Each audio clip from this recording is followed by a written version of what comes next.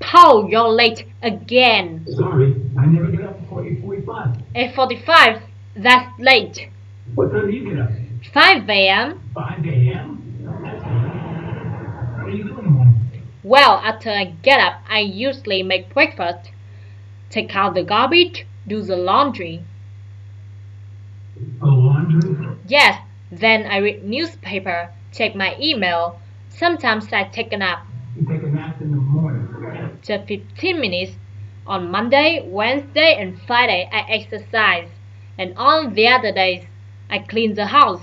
Then I take a shower, get dressed, put on my makeup, and go to work. You never sleep late. On the weekends, I sleep till 6. That's late. You do laundry in the morning. And the evening, why? What do you do the laundry? Usually in March.